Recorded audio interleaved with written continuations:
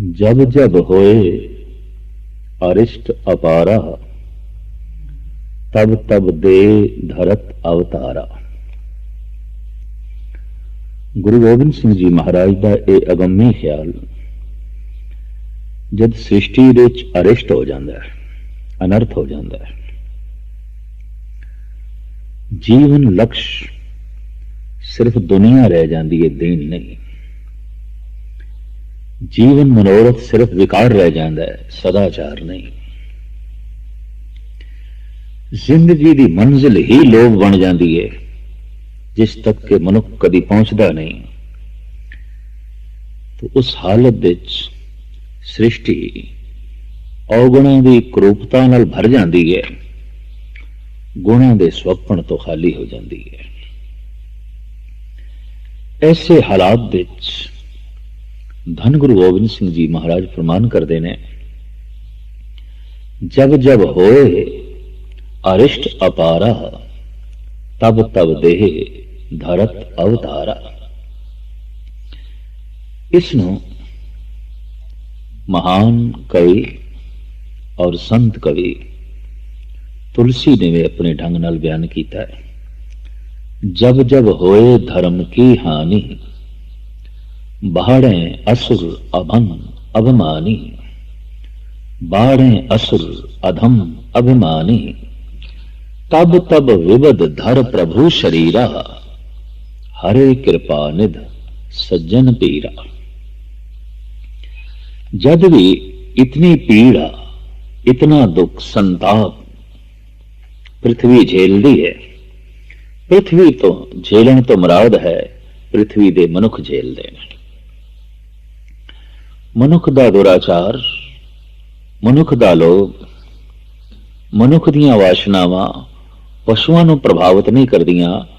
मनुख अपने विचार तो मनुखा ही प्रभावित करता है, और सारियां दे विचार विच दुराचार होवे तो मनुखी दुनिया दे सिवाय टकराव तो होर कुछ भी नहीं होता।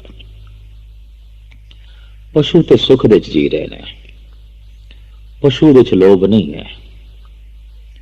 पशु दे इंज कह लीए काम भी नहीं है। शरीर की अदक शक्ति काम बनती है सिर्फ उसकी लोड़, प्राकृतिक लोड़। पशु दे अहंकार भी नहीं है, अपनी मैं नू, अपने आहंग नू किसी थां ते भी प्रदर्शित नहीं करना चाहता। वो सुख दे है।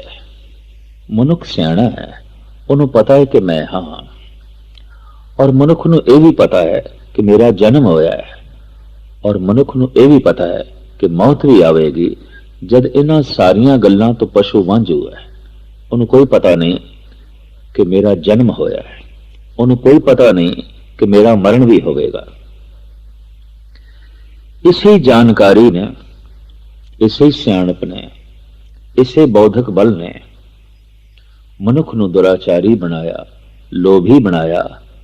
दरअसल इस बौद्धिक बल दे दीवे नाल इन्हें अपना हिरदे का घर रोशन करना सी, और इसने इसे दीवे नाल अपना घर जलाया, खाक कीता।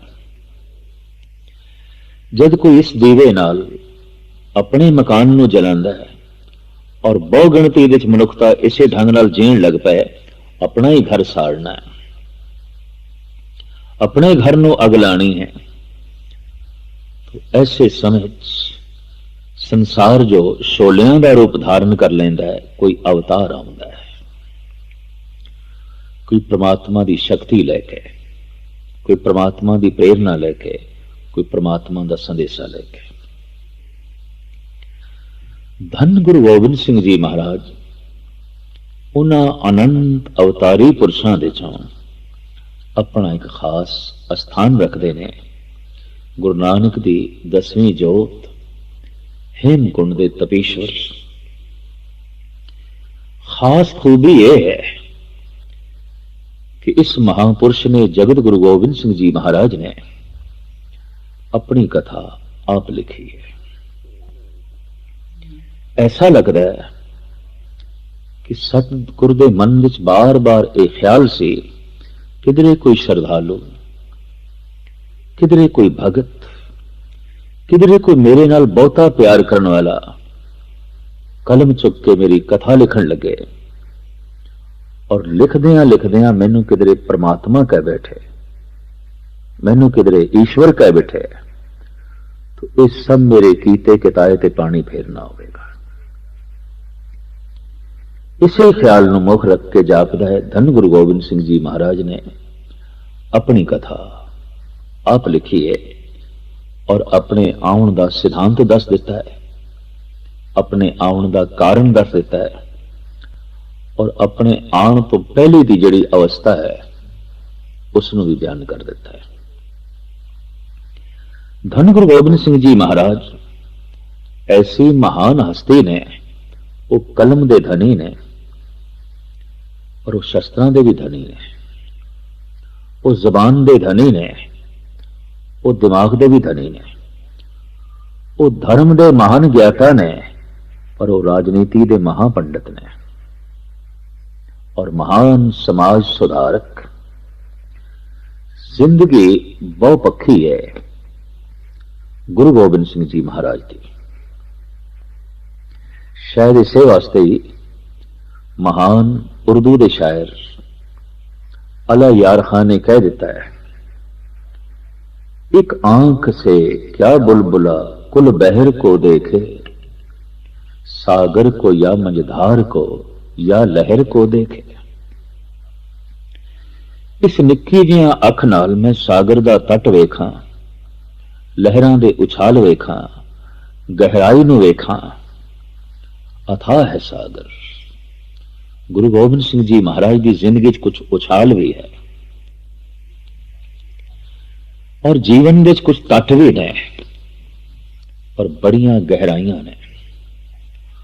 उपरों उपरों देखिए तो वाकई गुरु गोबिंद सिंह जी महाराज का जीवन ज्वार भाटा है, जैसे सागर दे ज्वार भाटा सी उपरों उपरों देखते हैं, पर जैसे जैसे सागर दे गहरे तल दे चले जाइए शांति है, ठहराव है।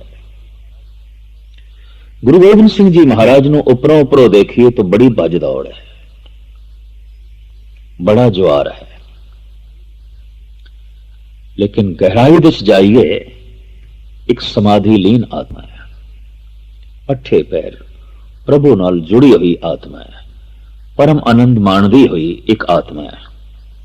और बाहरों वेखिए तो ज्वार है, अंदरों वेखिए तो शांति है।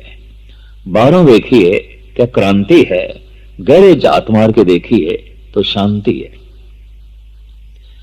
जिन्हां जिन्हां ने सिर्फ गुरु गोबिंद सिंह जी महाराज नू बाहरों वेखिया, बाहर दी इस क्रिया नाल साडे देश के कुछ साधु संत सहमत ना हो सके।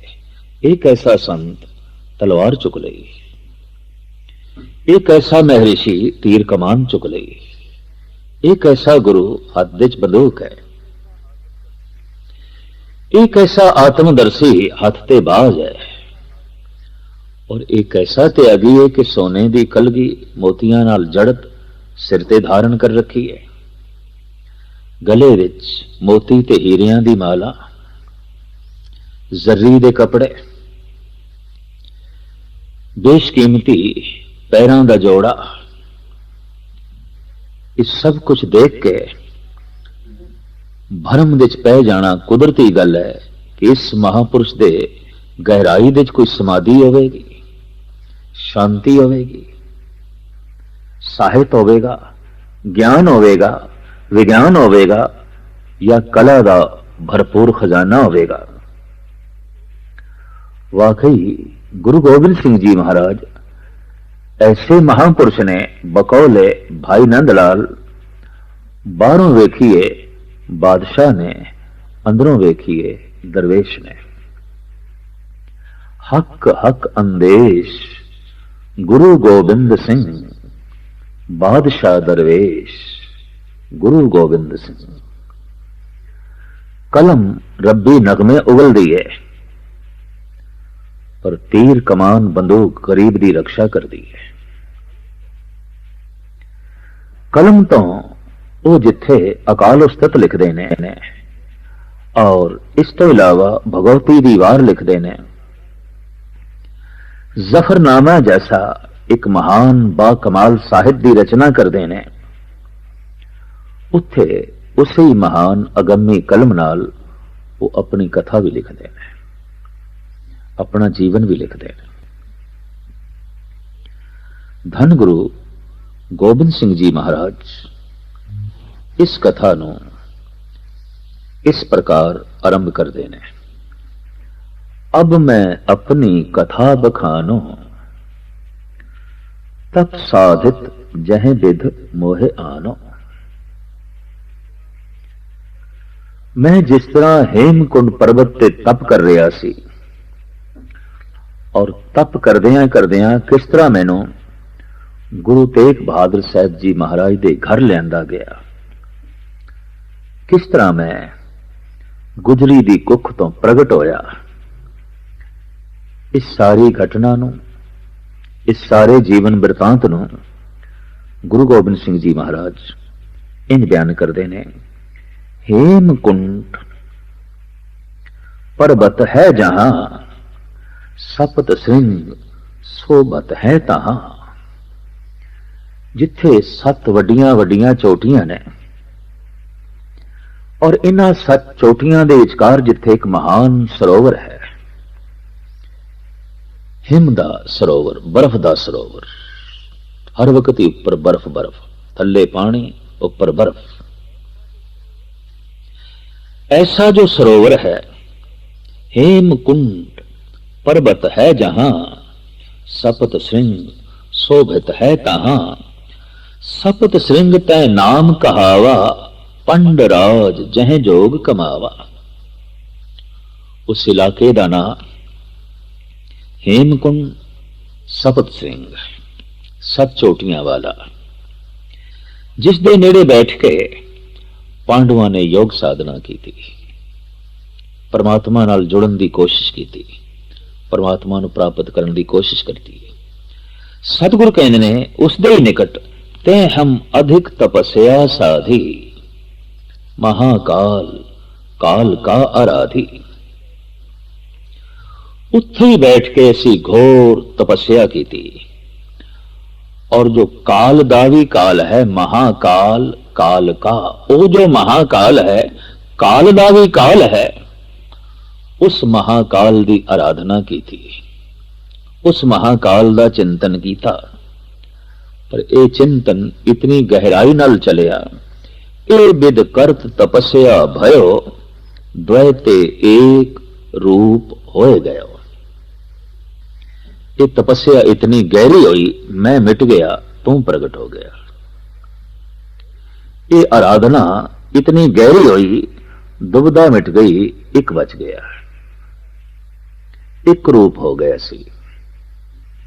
एको ब्रह्म द्वितीया नास्ति, जो स्वयं एक दा रूप हो जाता है, उसनों फिर एक दिखाई देता है। वो बोल भी एक दे बोलता है, वो सुनता भी एक नूं है, उसकी सोच दे भी एक आउंदा है, उसके विचारां दे प्रवाह दे भी एक आउंदा है, उसकी कथनी दे एक, उसकी रहनी दे एक, उसकी करनी दे एक। इस तरह सतगुरु कहते हैं कि असी दो तो एक रूप हो गए, एक परमात्मा एक मैं। हुण मैं नहीं रहा, हुण परमात्मा। तात मात मुर अलख आराधा, बहुविध जोग साधना साधा। मेरी माता ने, मेरे पिता ने घोर आराधना की थी। अंदाजन 26 साल धन गुरु तेग बहादुर साहब जी महाराज बाबे बकाले दे भोरे विच रहे, घोर साधना करदे। साधना सफल होवे, मदद विच रहे जगत माता गुजरी जी, आप जी दी सुपत्नी। ये घोर साधना, ये तपस्या सिरे चढ़ी। तिन जो करी अलख की सेवा, वो जो न लखे जान वाला परिपूर्ण परमात्मा है। गुरु तेग बहादुर साहब जी महाराज ने सिमरन द्वारा जब उसकी महान सेवा की थी, तिन जो करी अलख की सेवा, तांते भय प्रसन्न गुरुदेवा। प्रसन्नता के पात्र बन गए। अकाल पुरख की सारी प्रसन्नता झोली विच आण पई और इंज लगता है जैसे कि गुरु तेग बहादुर साहब जी महाराज ने यह आख्या होवे, हे परम पिता, हे परिपूर्ण परमात्मा, कोई राजयोगी, कोई दुष्ट दमन साडे घर भेजो। ये शायद मंग रही होवेगी। देश दे हालात ऐसे सन, मजलूम पैरां थले लिताड़िया जा रहा सी। धर्म मंदिरां दी बेहुरमती, धर्म ग्रंथां दी बेअदबी अबला चीख रही सी और विदेशों के बाजारां टके टके च बिक रही सी। हालात इस देश के ऐसे सन और खास करके उस समय भी कश्मीर जो जन्नत आख्या जाता है दोज़ख बनया होया सी। बकोले नूर जहां वो ते जन्नत है। अगर फिरदौस से बर्रू वे जमी अस्तो, हमी अस्तो, हमी अस्तो, हमी अस्तो।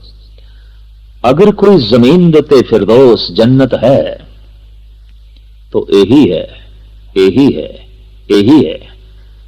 लेकिन कश्मीर के पंडितां लई ते दोज़ख बन चुकिया सी।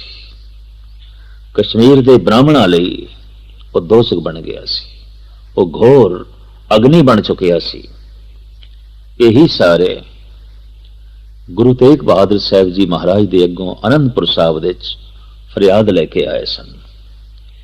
ये सारा दृश्य पहले तो ही गुरु तेग बहादुर साहब जी महाराज को पता है ऐसा होना है। तभी उन्होंने दुष्ट दमन की अपने घर विच मंग की थी। गुरु गोबिंद सिंह जी महाराज फरमान करते ने, तिन प्रभ जब आयस मोहे दिया। फिर मैनू परमात्मा ने आदेश किया, हुक्म किया, आज्ञा की थी। तिन प्रभ जब आयस मोहे दिया, तब हम जन्म कलू में लिया। फिर साडा जन्म होया इस कलयुग दे विच। फिर असी गुरु तेग बहादुर साहब जी महाराज के घर आए। ये कथा इस गल नूं भी प्रगट करती है कि किसी परम आत्मा, किसी परम पुरख नूं अपने घर विच प्रगट होने लई घर का वातावरण वैसा ही बनाना पैंदा है, घर का माहौल वैसा ही बनाना पैंदा है। गुरु नानक देव जी महाराज का एक वाक, कल्ली अंदर नानका जिन्ना दा अवतार, पुत जनूरा धी जनूरी जोरू जिन्ना दा सिकदार। महाराज कहते मैं देख के हैरान हाँ गुरु नानक देव जी महाराज कि कलयुग के अंदर, इस दौर के अंदर घर विच पुत्रां दा जन्म नहीं हो रहा, जिन भूतां दा जन्म हो रहा है। कल्ली अंदर नानका जिन्ना दा अवतार, पुत जनूरा धी जनूरी जोरू जिन्ना दा सिकदार। धी भी जिन भूत है, पुत्र भी जिन भूत है। और इस तरह घर भूत खाने बनते जा रहे हैं। घर घर विच मनुख नहीं रहे, भूत रह रहे हैं। भगत कबीर भी इस नाल सहमत ने। कबीर जी कहते ने, कबीर जय घर साध न सेविए, हर की सेवा नाए, ते घर मरहट सारखे भूत बसे तिन माए। हुण घर विच हरि नहीं है, घर विच भगवान नहीं है तो घर विच शैतान आ जाएगा। जे घर विच चानना नहीं है तो घर विच हनेरा आ जाएगा। जे घर विच नेक औलाद नहीं तो कुदरती गल है बुरी औलाद। वक्त माड़ी सोचनी। और जब परिवारक जीवन, ग्रस्त जीवन भ्रष्ट हो जाता है, सिर्फ शरीर की कशिश के तल ते रुक जाता है, तो उस घर विच जिहड़ी औलाद आउंदी है वो जिन भूत ही आउंदे ने। उन्हां ते माण नहीं कीता जा सकता। गुलाब दे फुल उगाण लई जैसे धरती का वातावरण माहौल बनाना पैंदा है, कोमल बनानी पैंदी है, धरती नूं सवारना पैंदा है। किसी परम पुरख नूं अपने घर विच प्रगट होण लई अपनी कोख वैसी बनानी पैंदी है, अपना जिस्म वैसा बनाना पैंदा है, अपना मन वैसा बनाना पैंदा है और उसके आवन की अपने ढंग नाल तैयारी करनी पैंदी है। अगर ये तैयारी ना होवे तो घर दे नेक पुरुषों का जन्म बंद हो जाता है, जैसे कि इस मौजूदा दौर दे है और जिसकी तस्वीर कशी करते ने धन गुरु नानक देव जी महाराज के कली अंदर नानका जिन्ना दा अवतार पुत जनूरा धी जनोरी जोरू जिन्ना दा सिकदार। महाराज कहते तिन प्रभ जब आयस मोहे दिया तब हम जन्म कलू में लिया। चित न भयो हमरो आवन के चुभी रही सुत प्रभ चरणन में। हेमकुंड तो आन ले मेरा चित नहीं करता सी, क्यों? सुरत प्रभु दे नाम दे जुड़ी हुई एक रूप हो गए, परम आनंद छाया रहा और परम आनंद दे समा खो जाता है।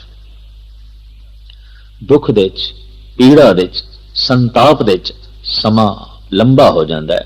जितना दुख गहरा उतना समा लंबा, जितनी पीड़ा ज्यादा उतना समा लंबा। और जैसे जैसे पीड़ा घटती है समय की लंबाई घटती है, रस दे समा छोटा हो जाता है, परम आनंद दे समा खो जाता है। अकाल का चिंतन वाकई मनुख नूं अकाल अवस्था च लै जाता है, जिथे काल नहीं, जिथे समा नहीं, जिथे वक्त नहीं। पातशाह कहते बड़े आनंद से चित्त मेरा नहीं करता सी। चित ना भयो हमरो आवन के चुभी रही सुत प्रभ चरणन में। ज्यों त्यों प्रभ हमको समझायो इम कह के ऐ लोक पठायो। जिस तरह जिवें तिवें करके प्रभु ने मैनू प्रेरणा दी, नहीं जाना है, जाना है, जाना है। हुक्म नूं मनदे होया असी आए। लेकिन जापदा है गुरु गोबिंद सिंह जी महाराज ने प्रश्न खड़ा किया है परमात्मा दे अगों। जब सुरत एक हो जाती है, परमात्मा साक्षात होता है और परमात्मा नाल गोष्ठी होती है। इस तरह जिवें मनुख पुत्रां नाल गोष्ठी करता है, भरावां नाल गोष्ठी करता है, पत्नी नाल गोष्ठी करता है, दोस्तां नाल गोष्ठी करता है, संत प्रभु नाल गोष्ठी करते हैं, संत परमात्मा नाल गोष्ठी करते हैं। और ऐसी हालत भी बन जाती है जब पूर्ण तौर पर साधना करदियां करदियां कोई भगत चुप कर जाता है, फिर उत्थे परमात्मा बोलता है। दो इकट्ठे बोलन तो पल्ले कुछ नहीं पेगा। धर्म की मूल साधना भी अपने आप को चुप कराने वास्ते है, ताकि प्रभु बोले। महान ने ओ मौनी जिन्होंने अपने मन को चुप करा लिया। अजे वो बैरूनी साधना विच उलझे हुए ने जो सिर्फ जबान नाल ते चुप कर ले, मौन धारण किया है, मन बोली जा रहा है, अजे परमात्मा नूं बोलण दा मौका नहीं मिले, अजे परमात्मा चुप है। सभ्यता भी यही कहती है कि जब एक बोल रहा होवे दूसरा चुप कर जाए, लगता है ये सभ्यता भी संत जना ने परमात्मा तो सीखी है, ईश्वर तो सीखी है। जिन्ने चिर तक मनुख दा मन बोलता है इतने चिर तक परमात्मा नहीं बोलता, और जदों मनुख दा मन चुप कर जाता है परमात्मा बोलना आरंभ कर देता है। इस्लामी जगत दे च एक बड़ी गजब की कथा है। मिस्र दे होए ने मंसूर जुनेद दे मुरीद कहते ने एक दिन ऐसी घटना घटी, मन चुप कर गया। बड़ी उच्ची आवाज विच बोल निकले, अनल हक, अनल हक, अनल हक।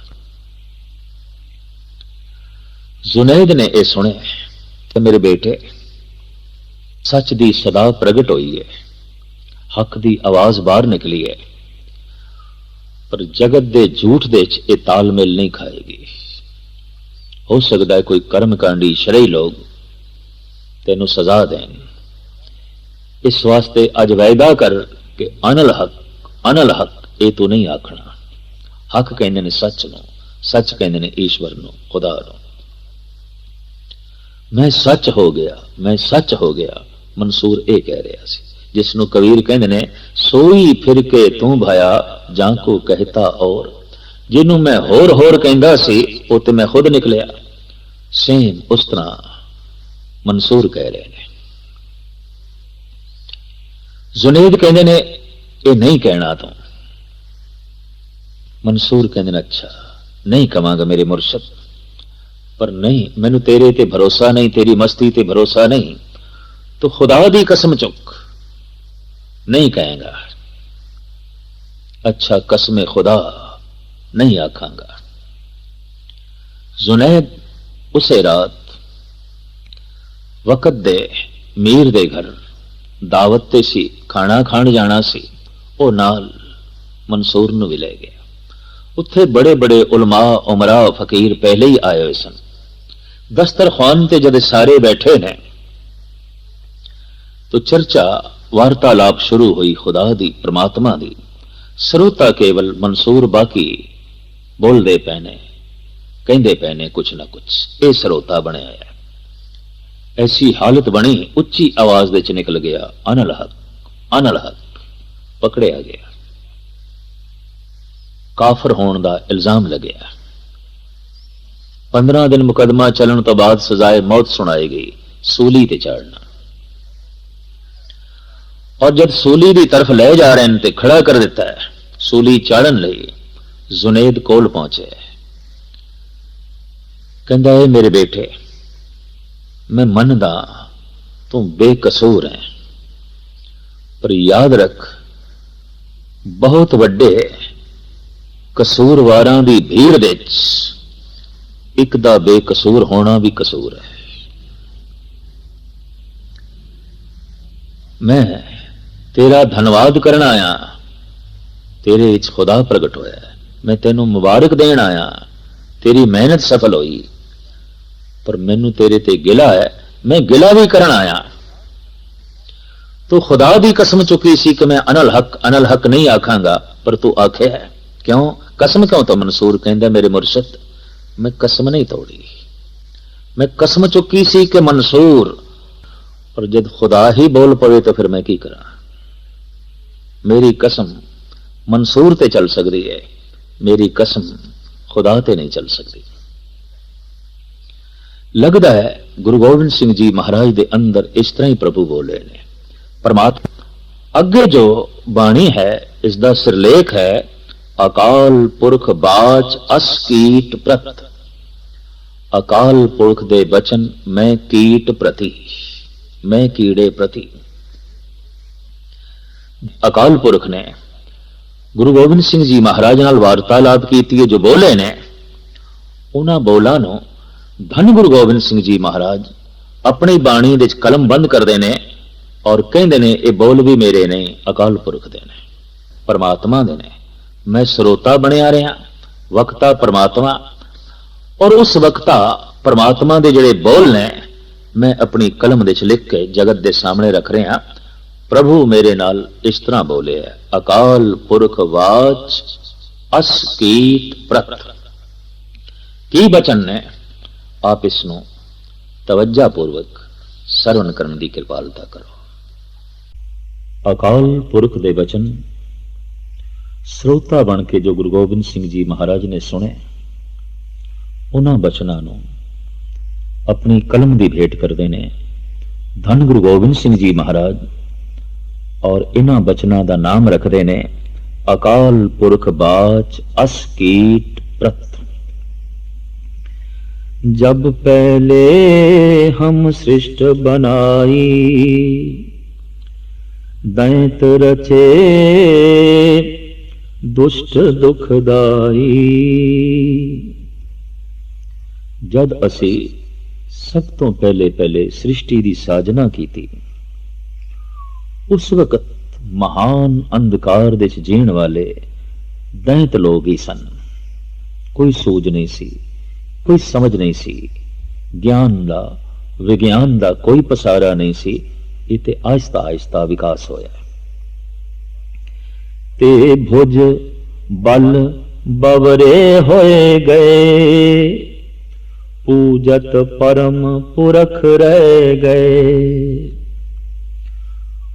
ਉਹ ਤਾਕਤ ਦੀ ਪੂਜਾ ਕਰਦੇ ਸਨ, ਸ਼ਕਤੀ ਦੀ ਪੂਜਾ ਕਰਦੇ ਸਨ। ਉਹਨਾਂ ਦੈਂਤਾਂ ਦੇ ਚੋਂ ਜਿਹੜਾ ਤਾਕਤਵਰ ਸੀ ਉਸ ਨੂੰ ਸਜਦਾ ਕਰਦੇ ਸਨ, ਉਹਨੂੰ ਹੀ ਰੱਬ ਮੰਨਦੇ ਸਨ, ਉਹਨੂੰ ਹੀ ਪ੍ਰਮਾਤਮਾ ਮੰਨਦੇ ਸਨ।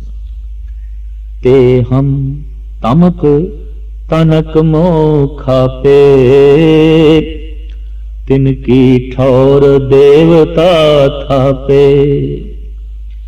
ਫਿਰ ਮੈਂ ਆਪਣੀ ਸ਼ਕਤੀ ਦੇ ਨਾਲ ਉਹਨਾਂ ਨੂੰ ਨਾਸ ਕੀਤਾ ਤੇ ਉਹਨਾਂ ਦੇ ਥਾਂ ਤੇ ਦੇਵਤਿਆਂ ਦੀ ਸਥਾਪਨਾ ਕੀਤੀ। ਗਿਆਨੀ ਭੇਜੇ, ਸੂਝਵਾਨ ਭੇਜੇ, ਪਰ ਦੈਂਤਾਂ ਦੀ ਤਰ੍ਹਾਂ ਤੇ ਵੀ ਬਲ ਪੂਜਾ ਉਰਝਾਏ। ਆਪਨ ਹੀ ਪਰਮੇਸ਼ਰ ਕਹਾਏ। ਉਹਨਾਂ ਨੇ ਵੀ ਆਪਣੇ ਆਪ ਨੂੰ ਪਰਮਾਤਮਾ ਕਹਿਲਾਣਾ ਸ਼ੁਰੂ ਕੀਤਾ। ਅਸੀਂ ਹੀ ਰੱਬ, ਅਸੀਂ ਹੀ ਪਰਮਾਤਮਾ, ਔਰ ਪਰਮਾਤਮਾ ਨੂੰ ਭੁੱਲ ਗਏ। ਉਹ ਵੀ ਸ਼ਕਤੀ ਦੇ ਉਪਾਸ਼ਕ ਬਣ ਗਏ। ਜਿਹੜਾ ਤਾਕਤਵਰ ਸੀ ਉਹੀ ਉਹਨਾਂ ਦਾ ਭਗਵਾਨ ਬਣ ਗਿਆ। ਭਗਵਾਨ ਭਗਵਾਨ ਨਾ ਰਿਹਾ। ਮਹਾਦੇਵ ਅਚੁੱਤ ਕਹਾਇਓ, ਬਿਸ਼ਨ ਆਪ ਹੀ ਕੋ ਠਹਿਰਾਇਓ। ਬ੍ਰਹਮਾ ਪਾਰ ब्रह्म बखाना, न किन्हू जाना। ब्रह्मे ने अपने आप ਨੂੰ ਹੀ ਪਾਰ ਬ੍ਰਹਮ ਕਹਿਲਾਣਾ ਸ਼ੁਰੂ ਕੀਤਾ। ਵਿਸ਼ਨੂੰ ਨੇਚਲ ਮਨੇ ਗਏ, ਮਹਾਦੇਵ ਅਚੁੱਤ ਕਹਿਲਾਏ। ਇਸ ਤਰ੍ਹਾਂ ਤਿੰਨ ਦੇਵਤਿਆਂ ਦੀ ਪੂਜਾ ਪ੍ਰਤਿਸ਼ਠਾ ਜਗਤ ਵਿੱਚ ਪ੍ਰਚਲਿਤ ਹੋਈ। ਪ੍ਰਭੂ ਦਾ ਅਗਿਆਨ ਬਣਿਆ ਹੀ ਰਿਹਾ, ਦੀਵਾਰ ਬਣੀ ਰਹੀ। ਜਿਹੜੇ ਜਿਹੜੇ ਦੀਵਾਰ ਤੋੜਨ ਲਈ ਭੇਜੇ ਉਹ ਸਵੈਮ ਦੀਵਾਰ ਬਣ ਗਏ। ਚਾਹੀਦਾ ਤੇ ਇਹ ਸੀ ਪਰਮ ਪੁਰਖ ਦੁਆਰ ਬਣਨ, ਪਰ ਉਹ ਦੁਆਰ ਨਾ ਬਣ ਕੇ ਦੀਵਾਰ ਬਣ ਗਏ ਔਰ ਲੋਕਾਂ ਦਾ ਪ੍ਰਭੂ ਤੱਕ ਪਹੁੰਚਣਾ ਕਠਿਨ ਹੋ ਗਿਆ। ਤਬ ਸਾਖੀ ਪ੍ਰਭ ਅਸ਼ਟ ਬਨਾਏ, साख नमित देवे ठहराए। ते कहे करो हमारी पूजा, हम बिन अवर न ठाकुर दूजा। फिर असी ज्ञानी पैदा कीते, पर वो भी अपने आप ਨੂੰ ठाकुर जी करके कहने लग पे और अपनी पूजा आरंभ करा दी। जो जो द्वार ਨੂੰ ਤੋੜਨ ਲਈ, ਦੀਵਾਰ ਨੂੰ ਤੋੜਨ ਲਈ ਭੇਜਿਆ, ਉਹੀ ਉਹੀ ਦੀਵਾਰ ਬਣ ਕੇ ਰਹਿ ਗਿਆ। परम तत्व को जिन ना पहचाना, तिन कर ईसर तिन को माना। केते सूर चंद को माने, अग्निहोत्र कई पवन प्रमाने। बेशुमार ऐसे ने जिन्हों ने सूरज ਨੂੰ परमात्मा कह के, सूरज ਨੂੰ भगवान कह के पूजना शुरू किया। चंद्रमा ਨੂੰ ईश्वर जान के पूजना आरंभ किया। कई अग्नि दे पुजारी बने, कई पवन आहारी बने। किन्हू प्रभ पाहन पहचाना, नाथ किते जल कर तो दिथाना। बेशुमार ने परमात्मा ਨੂੰ पत्थर ही मान लिया। पत्थर परमात्मा की कृत है, पत्थर परमात्मा का करता नहीं है, परमात्मा की कृत है। जिस दिन परमात्मा चंगा लगेगा उस दिन पत्थर भी चंगे लगणगे, क्योंकि प्रभु की कृत है। पर कृत ਨੂੰ परमात्मा मान लीए ते करते दा कोई बोध ना होवे, ये अज्ञानता है, ये ना समझिए। इस वास्ते धन गुरु गोबिंद सिंह जी महाराज अपने महान कलाम दे राही जगत ਨੂੰ संदेश उपदेश देंदे होए कहंदे ने, केवल काल ही करतार, ਉਹੀ करतार है, पर जगत ते कृत ਨੂੰ ਮੰਨਦਾ है, करते ਦਾ बोध नहीं, करते दी सूझ ते समझ नहीं। इस वास्ते धन गुरु अर्जन देव जी महाराज भी फरमान करते ने, चेरी की सेवा करे ठाकुर नहीं दीसे, पोखर नीर विरोलीए माखन नहीं नीसे। कलगीधर पिता इसनों इंज भी बयान करते ने, अकृता कृत है अमृता मृत है। परमात्मा स्वयं अकृत है, वो किसी दी कृत नहीं। सब कुछ उसे दी कृत है और वो किसी दी कृत नहीं। वो जो अकृत है उसकी कृत है पत्थर। पत्थर परमात्मा बन गया। करता दा कोई बोध नहीं, करता दा कोई ज्ञान नहीं। और यह भी गुरबाणी का फैसला है, जिस जिसनों और जैसे जैसे नूं परमात्मा मनांगे वैसे वैसे परमात्मा सामने प्रगट होंदा जाएगा। भूतां नूं मनण वालियां दे अगों भूत प्रगट होंदे ने, प्रेतां नूं मनण वालियां दे अगों प्रेत प्रगट होंदे ने, देवी देवतियां नूं मनण वालियां दे जीवन दे देवी देवते प्रगट होंदे ने, शैतान नूं मनण वालियां दे अंदर शैतान प्रगट होंदा है, भगवान नूं मनण वालियां दे अंदर भगवान प्रगट होंदा है। जैसा सेवे तैसा होए।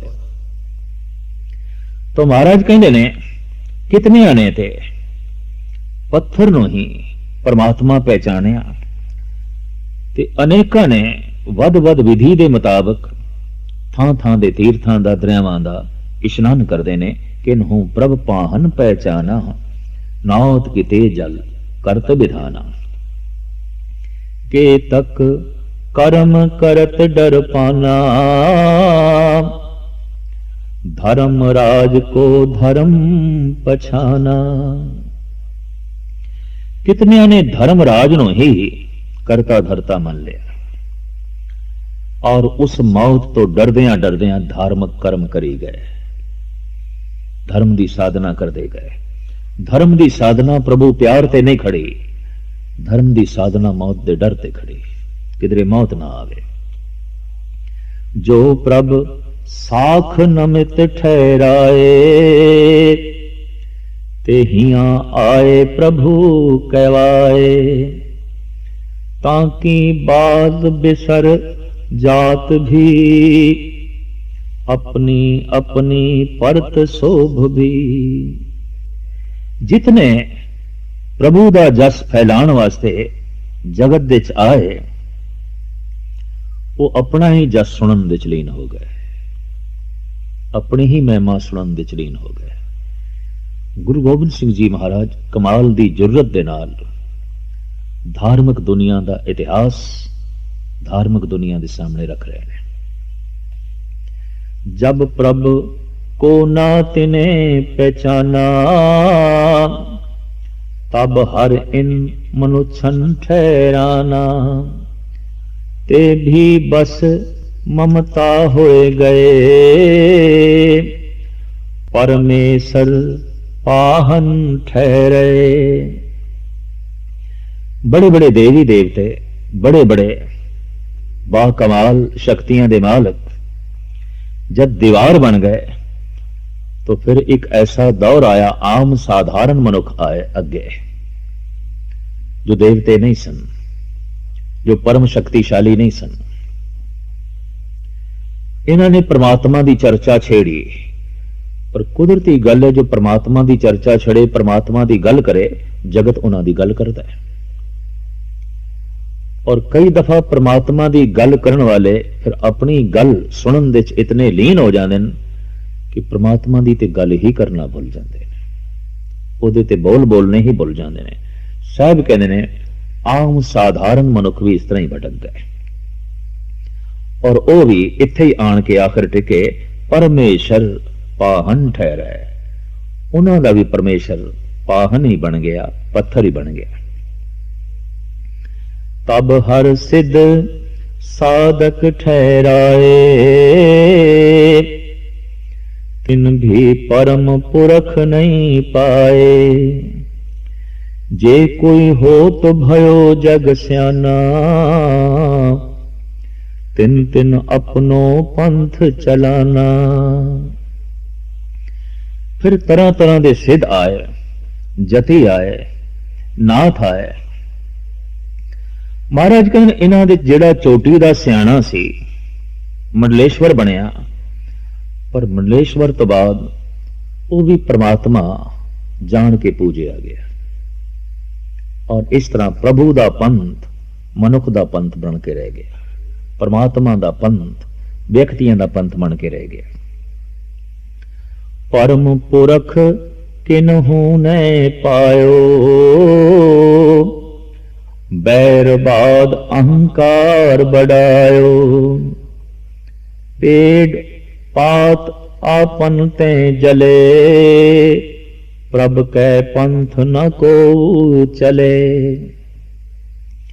कोई जल दे मार्ग ते चल रहा है, कोई दरख्तां दे मार्ग ते चल रहा है, कोई पत्थरां दे मार्ग ते चल रहा है, कोई सूरज चंद तारियां दे मार्ग ते चल रहा है, कोई सिद्ध साधकां दे मार्ग ते चल रहा है। धन गुरु गोबिंद सिंह जी महाराज कहते प्रभु दे मार्ग ते कोई भी नहीं चल रहा। कोई चल रहा है सूरज तक पहुंचने लई, कोई चल रहा है चंद्रमा तक पहुंचने लई, कोई चल रहा है एक पत्थर तक पहुंचने लई, कोई चल रहा है एक दरिया सागर तक पहुंचने लई, और कोई चल रहा है पिपल जन दरख्तां तक पहुंचने लई, कोई चल रहा है सप्पां ते गऊआं तक पहुंचने लई। प्रभु सब दी यात्रा इस तरह है, सब दी यात्रा दा मंजिल केंद्र अस्थान किधरे गऊ है, किधरे सप है, किधरे देवी देवता है, किधरे सिद्धनाथ है, किधरे वगदियां नदियां ने, किधरे खड़े पहाड़ ने। प्रभु तो उन्हां दी मंजिल नहीं है, वो तेरे मार्ग ते नहीं ने। प्रभ के पंथ ना को चले, तेरे पंथ ते तेरे रस्ते ते मैनू कोई चलदा नहीं दिखाई दे रहा। धन गुरु गोबिंद सिंह जी महाराज दा ए परम वाक। जिन जिन तनक सिद्ध को पायो, तिन तिन अपना राह चलायो। परमेश्वर ना किनू पहचाना, मम उचारते भयो दीवाना। जिन्होंने भी मंत्र जपदियां थोड़ी जिहां सिद्धि की प्राप्ति हुई, उन्होंने वो रास्ता बनाया जो उन्हां तक पहुंचे, उन्होंने वो मार्ग नहीं बनाया जो प्रभु तक पहुंचे। साहिब कहते ने इस तरह संसार विच अनेकां रस्ते हो गए, मंजिल परमात्मा ना बनी। परम तत्त किन्हू ना पछाना, आप आप भीतर उलझाना। तब जे जे रिखराज बनाए, तिन आपन पुन सिमरत चलाए। जे सिमरतन के भय अनुरागी, तिन तन किरया ब्रह्म की त्यागी। फिर सिमरतियां दे पंथ चले, 27 सिमरतियां। और धन गुरु गोबिंद सिंह जी महाराज कहते ने जो इन्हां दे अनुरागी बन गए, वो प्रभु दे अनुरागी ना बन सके, ईश्वर दे अनुरागी ना बन सके। जिन मन हर चरणन ठहरायो, सो सिमरतन के राह न आयो। ब्रह्मा चार ही वेद बनाए, सर्वलोक तह कर्म चलाए। फिर ब्रह्मे की दुनिया आई, इसने 4 वेद बनाए और 4 वेदां दे राही कर्म कांड प्रचलित किया। श्री कृष्ण जैसी महान हस्ती नूं भी कहना पिया, त्रयी गुणी वेद विशा नस्त्रयी गुणी भवार्जन। ऐ अर्जन, वेदां दा विशा 3 गुण है, संसार की व्याख्या करते हैं। कुछ थोड़े जिहा मंत्र ने जो परमात्मा की गल है, संसार की गल है, वनस्पति की गल है, राग की गल है, धरती की गल है, ग्रह नक्षत्रों की गल है, शरीरक नाड़ियां की गल है, ज्ञान की गल है, विज्ञान की गल है, भगवान तो कोसों दूर ने। इस वास्ते धन गुरु गोबिंद सिंह जी महाराज कहते ने, ब्रह्मा 4 ही वेद बनाए, सर्व लो तै कर्म चलाए। जिनकी लिव हर चरणन लागी, ते बेधन ते भय त्यागी।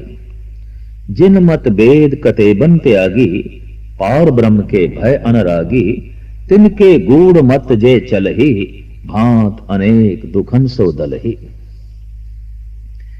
इस तो बाद जो वारी आई धन गुरु गोबिंद सिंह जी महाराज इंज फरमान करते हैं, फिर समा आया जे जे जी जातन ते डरे, परम पुरख तज तिन मग परे, ते नर कुंड मों परई, बार बार जग मों बप धरई। फिर कौन आया, तब हर बौर दत्त उपजायो, दत्तात्रेय। बड़ी उमंग लेके आया, बड़ी तरंग लेके आया, बड़े गहरे विचार लेके आया और बड़ा एहसास दा मादा सी। इसने कहने इसने 24 थावां तो प्रेरणा लई, इसके 24 गुरु बने, इल दी गुरु बनी। एक इल दे पंजां दे मांस का टुकड़ा सी, 10-20 इल्लां उसका पीछा कर रही ने, उसके कोल खोन की कोशिश कर रही ने। वो बड़ी दुखी है, घिरी हुई है। आखिर तंग आके उसने मांस का टुकड़ा त्याग गया और उन्हां 20 ने भी उसनूं छोड़ दिता। दत्तात्रेय की समझ च आई, एक वासना छोड़िए सारे विकार छोड़ जाते हैं। एक हंकार नूं त्यागीए सारे दुख अपने आप नस जाते हैं। इस तरह पशु पक्षी ते मनुखा तो थां थां ते प्रेरणा लई दत्तात्रेय ने। बहुत सियाणा, बड़ा सूझवान और कुदरती गल जद सियाणप वधदी है, ज्ञान वधदा है, नाम रस वधदा है तो पूजा वधदी है और कई दफा उस तो वध पूजा हो जाती है। शेख सादी साहब ते क्या मनुख जिन्हां दी पूजा उन्हां दी हस्ती तो ज्यादा नहीं हुई। महान ने ओ मनुख जिन्हां दी उपमा उन्हां दी महानता तो ज्यादा नहीं हुई, क्योंकि जद मनुख दी जितनी हस्ती है, उपमा उस तो ज्यादा हो जाए, पूजा उस तो ज्यादा हो जाए, तो फिर हंकार पैदा हो जाता है और निरंकार ओले हो जाता है। और इस तरह का मनुख फिर अपना ही कोई मार्ग चला बैठता है, प्रभु का मार्ग भूल जाता है। तब हर बौर दत्त उपजायो, तिन भी अपना पंथ चलायो, कर्मो नख सिर जटा सवारी, प्रभु की किरिया कछ न विचारी। इसने भी हुक्म कर दिता, हत्थां दे नाखून नहीं कटने, सिर दे केसां नूं जटावां दी शक्ल देनी है। और इस तरह दत्तात्रेय दा पंथ बन के रह गया। जो प्रभु दा पंथ बनना सी, दत्तात्रेय दा पंथ बन गया। पुन हर गोरख को उपराजा, सिख करे तिन्हू बड़ राजा। फिर गोरख दा जमाना आया, बड़ियां उम्मीदां इस नाल बजियां। ये ऐसा साधक सी, सवेरे कुछ होर साधना करता है, दोपहरे कुछ होर करता है, शामी कुछ होर करता है, रात को कुछ होर करता है। प्रभु प्राप्ति की विधि रोज बदल देंदा सी, साधना का ढंग रोज बदल देंदा सी। चेलियां लई बड़ी कठिनाई सी। अज गोरख ये कह रहे हैं, कल कुछ होर, अज गोरख ये कर रहे हैं, कल कुछ होर। आखिर एक शब्द साडे देश दे प्रचलित होया, गोरख धंधा। ये तो गोरख धंधा है, कौन इस दे पवे ते उलझ के रह जाएगा, फंस के रह जाएगा। और जद कोई साधक पुछ बैठता सी, सवेरे तुसी ये कीता है, शामी ये कर रहे हो, राती ये कर रहे हो, और कल थोड़ा नियम फिर बदल जाता है। वख वख विधियां का उपयोग किया और गोरख कहने लगे, हर विधि नाल पहुंचिया जा सकता है, हर विधि दे फसिया जा सकता है। तो कबीर कहते फासन की बिद सबको जाने, छूटन की एक कोई। फसना ते सारे ही जानते ने, मुक्त होना कोई कोई। इस तरह जगत दे प्रचलित हो गया गोरख धंधा, जिहड़ा फस गया सो फस गया। बड़े बड़े राजे महाराजे भी गोरख धंधे तो प्रभावित हो गए। भरतरी, गोपी चंद और इस तरह के होर प्रतिष्ठित मनुख जोगी बने, गोरख दे अनुयायी बने। सरवन फार मुंदरा दोए डारी, हर की प्रीत रीत न बिचारी। कन पाड़ के मुद्रा पवा दित्तियां। प्रभु की प्रीत का मार्ग यह भी ना रह गया, यह भी रिधियां सिद्धियां का मार्ग बन के रह गया, उमर नूं वड्डे करन दा मार्ग बन के रह गया। पुन हर रामानंद को करा, भेष बैरागी को जिन धरा। कंठी कंठ काठ की डारी, प्रभ की किरिया कछ न विचारी। योग मत बाद बैरागियां दी लहर चली, स्वामी रामानंद दे आसरे थे। पर धन गुरु गोबिंद सिंह जी महाराज कहते ने यह भी रामानंद का ही पंथ बन के रह गया, और एक निरारी दुनिया ऐसी बनी जो संसार दे त्याग नूं ही महान त्याग समझदी सी। संसार दे त्याग नूं गुरु नानक ने त्याग ही नहीं मनिया। गुरु नानक ते कहंदे ने बिन हौ त्याग कहां को त्यागी, बिन बैराग कहां को बैरागी। जिसने हंकार का त्याग कर दिता सब तो बड़ा त्यागी है। और कबीर भी संसार दे त्याग नूं त्यागी नहीं मनदे। इस तरह कबीर गुरु नानक नाल सहमत ने। कबीर कहते ने माया तजी ता क्या भया, जो मान तजा नहीं जाए, मान मुनि मुनवर गले, मान सबे को खाए। धन का त्याग किया है, पर हुण त्याग का भी त्याग कर, त्याग तेरा पीछा कर रहा है। त्याग का हंकार मौजूद है, त्याग तेरे नाल चल रहा है। जे प्रभ परम पुरख उपजाए, तिन तिन अपने राह चलाए। महादीन तब प्रभ उपराजा, अरब देश को कीनो राजा। तिन भी एक पंथ उपराजा, लिंग बिना कीने सब राजा। धन गुरु गोबिंद सिंह जी महाराज की जुर्रत बा कमाल। आप कहते ने हिंदुस्तान विच इस तरह अवतारां दा दौर चल रहा सी। वख वख पंथ इन्हां दी भीड़ चल रही सी। उसे दौरान अरब देश दे भी एक धार्मिक पैगंबर आया, महादीन मोहम्मद साहब। उसने भी साफ कह दिता सुन्नत। दरअसल शरीर के किसी हिस्से नूं पाड़न दे गुरु नानक गुरु गोबिंद सिंह जी सहमत नहीं। चाहे वह कन पाड़ना होवे, चाहे नक पाड़ना होवे, चाहे किसी इंद्रे नूं पाड़ना होवे, कटना होवे। इस नाल गुरमत सहमत नहीं। इस नाल एक गल स्पष्ट हो गई कि परमात्मा ने इन्हां दी बनतर दे कोई गलती की है, कोई भुल की है, और इसका सुधार करना है, इसकी सुधाई करनी है। इस वास्ते गुरमत सुन्नत दे नाल सहमत ना हुई, और गुरमत कन पाड़न दे नाल सहमत ना हुई। अगर वाकई परमात्मा मुद्रा चाहता तो कन फाड़ के भेज सकता सी। अगर वाकई वो नक दे नकेल चाहता, कोई लौंग चाहता, तो नक दे सुराख करके उसने भेजना सी। और भगत कबीर ते इत्थे तक कहंदे ने सुनत करे जे तुर्क होएगा, औरत क्या क्या करिए, अर्ध शरीरी नार न छोड़े ताते हिंदू ही रहिए। भगत कबीर। कबीर कहने चलो मन लेंदे आ, सुनत करके कोई मुसलमान हो गया तो फिर औरत दी किस तरह सुनत करोगे, वो तो हिंदू ही बनी रही। एक कबीर दी तर्क बड़ी प्रबल। सख्त सने कर तुर्क होएगा, मैं ना बढ़ूंगा भाई, जोरे खुदाए को तुर्क करेगा, आपन ही कट जाए। भगत कबीर कहने ने अगर परमात्मा नू मेरा मुसलमान होना मंजूर होया तो सुन्नत करके मैनू जन्म देंदा। उन्हें मेरी सुन्नत नहीं की थी, कोई मेरी सुन्नत नहीं कर सकता।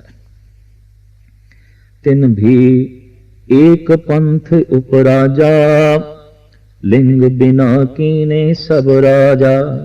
सब ते अपना नाम जपायो, सत नाम काहू ना दृढ़ायो। सब अपनी अपनी उरझाना, पार ब्रह्म काहू न पछाना। उस समय फिर की होया, तप साधत हर मोहे बुलायो, इम कह के ए लोक पठायो। तप करदे होया फिर प्रभु ने मैनू हुक्म किया, इतना कुछ मैं भेजे, इतने पठाए ने, सब दीवार बने ने, तुसी जाओ द्वार बनो। अकाल पुरख बात। इस तरह अकाल पुरख ने आख्या, मैं अपना सुत तोहे निवाजा, पंथ परचुर कर दे को साजा। जाए तहां तै धर्म चलाए, कुबुद्ध कर्म ते लोक हटाए। जब परमात्मा ने ऐसा मैनू हुक्म किया तो धन गुरु गोबिंद सिंह जी महाराज कहते ने हेमकुंड ते हथ जोड़ के मैं खड़ा हो गया। ठांड भयो मैं जोर कर बचन कहा सिर न्याय, पंथ चले तब जगत में जब तुम करो सहाय। हे प्रभु तू मददगार बन ताकि मैं तेरा पंथ चला सका, तेरा मार्ग जो है चला सका। और इस तरह मेरा आगमन होया कि मैं मुरपित पूरब कीस पयाना, भांत भांत के तीर्थ नाना, जब ही जात त्रिवेणी भय, पुण्य दान दिन करत बिते, तही प्रकाश हमारा भयो, पटना शहर विखे भौल। पुण्य दान करदियां थां थां ते शहरां ते तीर्थां ते विश्राम करदियां मेरे पिता जद त्रिवेणी दे चाए, उत्थे मैं माता दी गोद दे चाया, और जद पटने पहुंचे तो मैं धरती दी गोद दे चाया, मैं उत्थे प्रगट होया। क्योंकि साफ इथे क्या है, जब ही जात त्रिवेणी भय, पुण्य दान दिन करत बिदे, तही प्रकाश हमारा भय। उस त्रिवेणी विच माता दे गर्भ विच मेरा प्रकाश होया। पटना शहर विखे भौल है, और पटने विच मेरी देही जो है प्रगट होई, और अर्ध विच आगमन होया। पहला काम गुरु गोबिंद सिंह जी महाराज ने जिहड़ा पटने विच कीता, पाटली पुत्र पटने विच गंगा दे तट ते राजे अशोक ने अपनी तलवार गंगा दे सुट दिती सी, और इस तरह ये देश हजारां साल तक गुलाम हो गया। उसी गंगा दे तट तो उसी पाटली पुत्र दे चों गुरु गोबिंद सिंह जी महाराज ने तलवार चुक लई और आजादी दी सिगरेट इस देशवासियों की झोली च पाई, और प्रभु दा पंथ, प्रभु दा मार्ग उसे शहर तो चलाना आरंभ किया। गुरु गोबिंद सिंह जी महाराज दा पंथ प्रभु दा पंथ है, और आप दीवार नहीं बने। आपने साफ कह दिता, जो हमको परमेश्वर उचर हैं, ते सब नरक कुंड में परे, मोको दास तवन का जानो, या मैं भेद न रंच पछानो, मैं हूं परम पुरख को दासा, देखन आयो जगत तमाशा। कुंभी नरक विच हो जाएगा जो मैनू परमात्मा मनेगा, मैं उसका सेवक हाँ, उसका रस्ता बनाने लई आया, मैं दीवार नहीं मैं दुआर हाँ। धन गुरु गोबिंद सिंह जी महाराज दे ये अगम्मी वाक, जिसनू पढ़ सुन के आप दी आवन दे कारण दा पता चलता है, आप दी रूहानियत दा पता चलता है, आप दी शक्ति दा पता चलता है, आप दी सोचनी दा पता चलता है। धन गुरु गोबिंद सिंह जी महाराज मेहरामत करन, ये सारियां विचारां हिरदे च वसन।